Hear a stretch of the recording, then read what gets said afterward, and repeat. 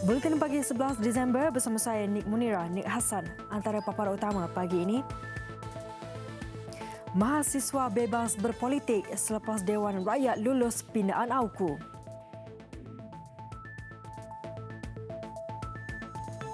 Juga 18 pelancong Korea nyaris maut bas persiaran terbalik di Kota Belud.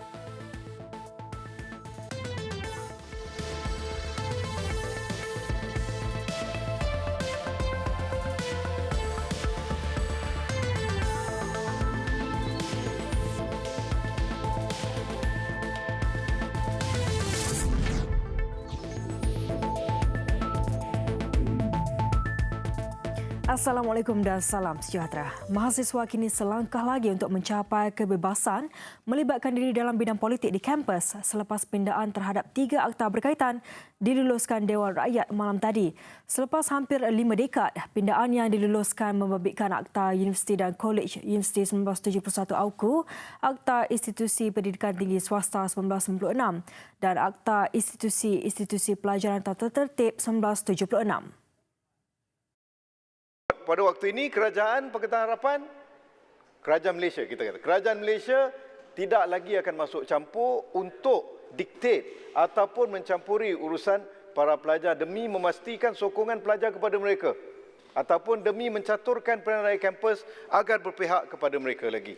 Kita berikan kepercayaan kepada para mahasiswa sebagai warga-warga yang matang yang mampu membuat keputusan berdasarkan pemikiran yang rasional. Ahli yang berhormat, masalahnya ialah bahawa rang undang-undang ini dimaklumkan pada majlis sekarang. Ahli-ahli yang bersetuju kata bersetuju.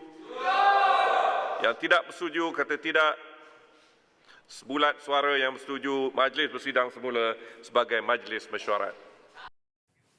Ketiga-tiga akta itu diluluskan sebulat suara selepas bacaan kali ketiga oleh Dr. Mazli ketika menggolong perbahasan rang undang-undang AUKU pindaan 2018 bagi meminda akta. Dr. Mazli menarik perhatian bahawa pindaan itu adalah langkah awal untuk memansuhkan akta terbabit dan dijangka dapat dilakukan secara menyeluruh pada tahun 2020. Kesemua pindaan akta itu bertujuan menamatkan larangan terhadap penuntut institusi pengajar tinggi untuk terlibat dalam aktiviti parti politik di dalam kampus.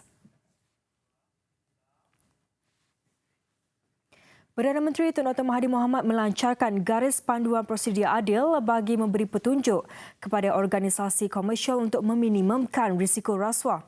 Garis panduan yang melibatkan strategi liability corporate yang selaras dengan subsection kurungan 5, Seksyen 17A Akta SPRM 2009 akan berkuat kuasa pada 1 Jun 2020.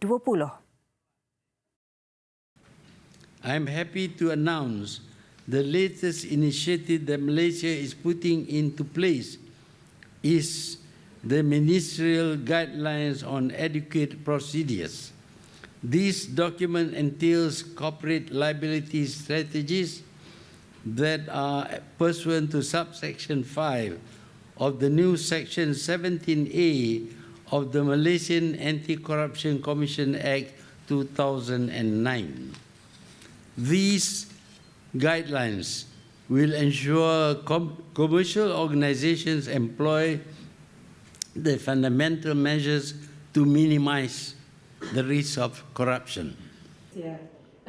Tun Dr. Mahathir berkata demikian ketika menyampaikan ucapan penutup sempena seminar juara-juara anti rasuah di Ibu Negara.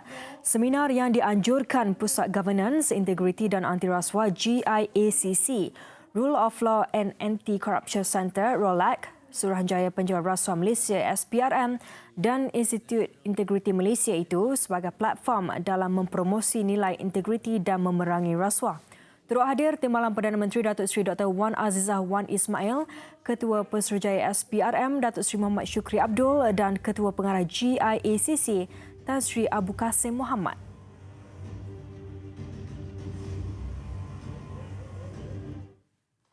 Sementara itu, Perdana Menteri memberitahu kerajaan tidak menetapkan tempoh akhir untuk anggota Parlimen mengisytiharkan harta mereka.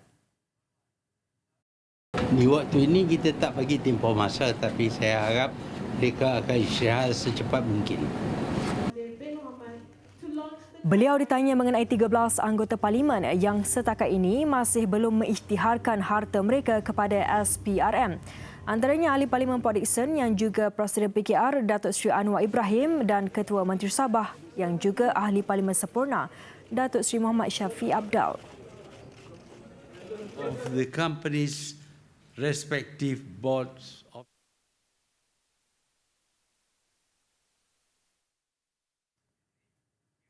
Satu kerjasama lebih komprehensif untuk menggempur lokasi persembunyian penjenayah diperlukan dalam membantras sepenuhnya jenayah rentas sepadan seperti penculikan dan rompakan laut di perairan negara. Ketua Menteri Sabah Datuk Seri Muhammad Syafiq Abdal berkata, sudah tiba masanya Malaysia, Indonesia dan Filipina yang berdepan masalah keselamatan jenayah rentas sepadan membentuk tindakan bersama yang bersifat ofensif dan bukannya defensif seperti yang berlaku sekarang. Kalau sekiranya kita bekerjasama dan kita buat operasional, mana yang menculik kita tahu di mana mereka berada, kita pergi tempat dia. Daripada dia datang ke tempat kita saja. Tapi saya tidak mahu supaya itu akibatnya menjadi satu pertumpahan darah pula di antara benua ataupun negara-negara. Tidak. It must be operationally joint.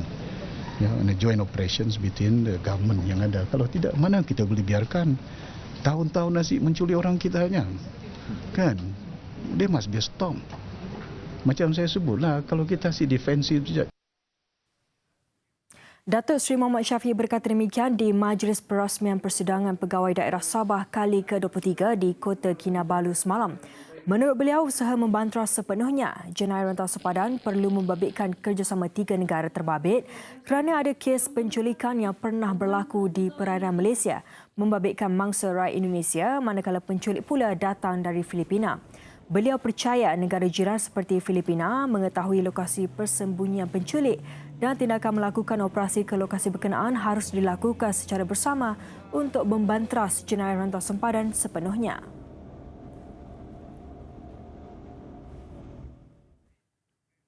Lapan belas pelancong warga Korea nyaris maut selepas sebuah bas persiaran yang dinaiki mereka terbalik di Jalan Kelawat, Kota Belud, Sabah petang semalam. Bas berkenaan hilang kawalan semasa menuruni bukit di laluan berkenaan. Akibat kemalangan itu, cermin hadapan kenderaan pecah. Ketua Badan Bomba dan Penyelamat Kota Belud, Rozlan Osman berkata, seramai 20 anggota termasuk bantuan dari BBP Tuaran bersama 4 jentera dihantar ke lokasi sebaik menerima panggilan kecemasan pada 5.39 petang. Sejurus tiba, pasukan bomba mendapati semua mangsa berjaya keluar daripada kenderaan. Kesemua mangsa cedera ringan sebelum diberi rawatan awal oleh unit bantuan perkhidmatan kecemasan EMRS sebelum dihantar ke Hospital Kota Belud untuk pemeriksaan lanjut. Kemalangan itu menyebabkan laluan menuju ke Kota Belud mengalami kesesakan lalu lintas sepanjang kira-kira 2 kilometer.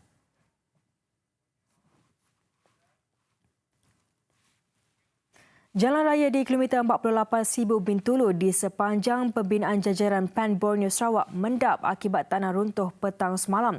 Susulan itu, pihak kontraktor sedang bekerja keras untuk membina lencongan sementara untuk memulihkan aliran trafik di kawasan berkenaan. Jurucakap Sekretariat Jawatan Kuasa Pengurusan Bencana Negeri JPBN Sarawak, Major Ismail Mahidin berkata, kejadian tanah runtuh berkenaan bermula pada bahu jalan sekitar jam 4.39 petang. Tidak lama selepas itu, hanya satu lorong yang boleh dilalui dan jalan itu terputus serta ditutup sepenuhnya pada jam 6 petang.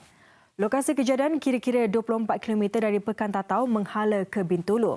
Pengguna jalan raya yang ingin menuju ke Bintulu dari Sibu Sarawak diminta menggunakan laluan alternatif persisiran Pantai Selangor Mukah, Kuala Tatau Simpang Cepak.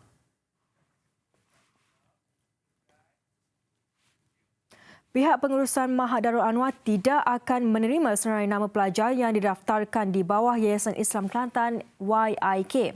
Penolong kanan hal ehwal muridnya Zaidil Abdul Halim berkata, tindakan pihak ketiga membuka pendaftaran itu hanya mengelirukan ibu bapa yang mahu menghantar anak-anak ke sekolah tahfiz itu. Kita tak halang. Sebab kalau kita tak nak berlaku pergaduhan, kita itu je. Bukan kata kita mengizinkan ataupun kita mengiktiraf. Kita jaga suasana kerana ini tempat pendidikan, tempat ilmu. Kita tak nak berlaku benda-benda yang tak diingini. Ujarnya pelajar yang didaftarkan semalam tidak akan dibenarkan untuk belajar di sekolah tahfiz itu. Sebaliknya, ibu bapa perlu membuat pendaftaran semula di pejabat sekolah berkenaan atau secara dalam talian.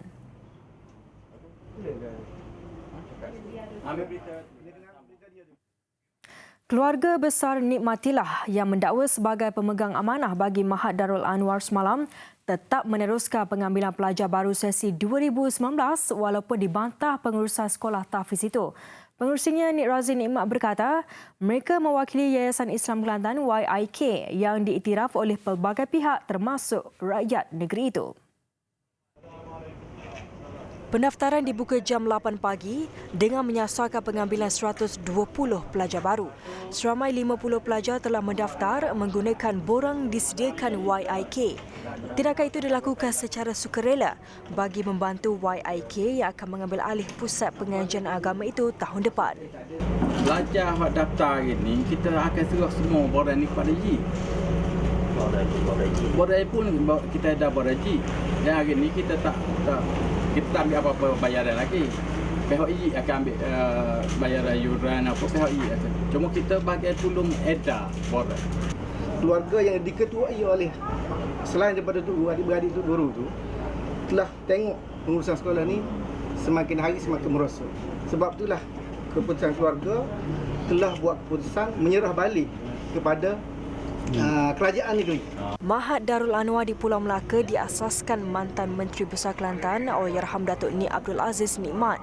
Pengurusan Mahat itu sebelum ini menafikan membuat pendaftaran pelajar baru yang diumumkan oleh Ahli Parlimen Bacuk Nik Abdul Aziz di media sosial. Jabatan Kesihatan Perak memeriksa 33 premis menjual minuman keras dan 2 kilang pengeluaran minuman itu dalam op alkohol sejak 16 Oktober lalu. Hasil pemeriksaan itu, 2 notis dengan nilai kompaun RM6,000 dikeluarkan atas kesalahan menjual minuman beralkohol kurang daripada isi padu 700 ml.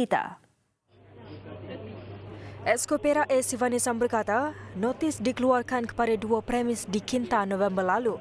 Ia berikutan kegagalan premis itu mematuhi peraturan baru 386A mengenai sebatian minuman keras.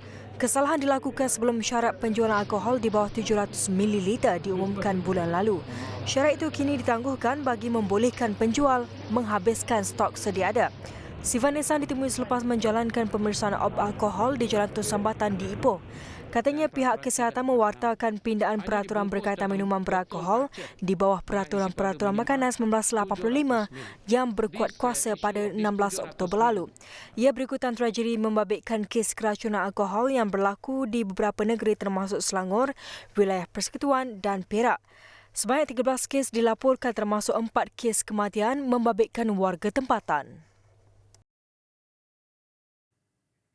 Unit Anjing Pengesan K9 Jabatan Bomba dan Penyelamat Sabah dilancarkan hari ini sekaligus membantu melancarkan lagi gerakan mencari dan menyelamat serta siasatan punca kebakaran di negeri itu. Sebagai permulaan, unit K9 Bomba Sabah mempunyai 6 ekor anjing pengesan. Jadi kalau dengan adanya anjing, kita boleh singkatkan kita punya operasi dan kemungkinan untuk kita mendapatkan mangsa yang selamat itu lebih tinggi berbanding dengan menggunakan tenaga manusia. So dia lebih cepat. Demikian juga dalam FI, dalam siasatan kebakaran pun kita boleh dapatkan spot yang tepat untuk mengambil sampel dan hantar ke makmal untuk cari apakah bahan yang digunakan dalam membakar. Itu dia punya kecepatan itu penting. 6 ekor anjing pengesan yang dibawa khas dari United Kingdom itu bersama pengendali masing-masing yang mendapat latihan khas di Kuala Lumpur ditempatkan di Balai Bomba dan Penyelamat Tuaran. Tuaran dipilih sebagai pusat operasi unit K9 kerana kedudukannya yang strategik untuk tugasan di pedalaman mahupun di Bandar Utama Sabah. Untuk rekod, Bomba Sabah terlibat dalam 76 kes mencari dan penyelamat tahun lalu termasuk mangsa tersesat di hutan. Anjing pengesan yang dibeli dengan harga RM110,000 seekor itu mempunyai 3 kepakaran, mengesan mangsa sesat di hutan dan gua, siasatan punca kebakaran dan mengesan mayat di darat dan laut. Sebelum ini, tugas mencari dan menyelamat serta kerja mengesan punca kebakaran dilakukan anggota bomba sekaligus mengambil masa. Anggota bomba yang parah akibat diserang kumpulan perusuh di Kuil Sri Maha Mariamman Subanjaya 27 November lalu, Muhammad Adib Muhammad Kasim, kini semakin pulih dan boleh bertindak balas dengan baik. Beliau kini mula memberikan respons dengan menulis pada papan putih untuk berkomunikasi. Perkara itu dimaklumkan Menteri di Jabatan Perdana Menteri Datuk Seri Dr. Mujahid Yusof yang diberitahu oleh pihak Institut Jantung Negara IJN. Bagaimanapun, pihak IJN memaklumkan Muhammad Adib masih tidak boleh dilawati buat masa ini. Anggota unit bantuan perkhidmatan kecemasan EMRS itu dilaporkan semakin stabil dan kini menjalani rawatan rehabilitasi secara intensif. IJN dalam satu kenyataan pada Rabu lalu memaklumkan untuk mengehadkan waktu melawat Muhammad Adib bagi memberi ruang kepadanya menjalani sesi fisioterapi tanpa diganggu selain mengelakkan jangkitan kuman. Awal bulan ini, doktor telah pun menghentikan mesin sokongan jantung kepada Muhammad Adib apabila jantungnya telah mampu berfungsi sendiri. Bagaimanapun, Muhammad Adib masih lagi bergantung kepada beberapa mesin sokongan untuk memastikan organ dalamannya dapat dipulihkan pada tahap optimal.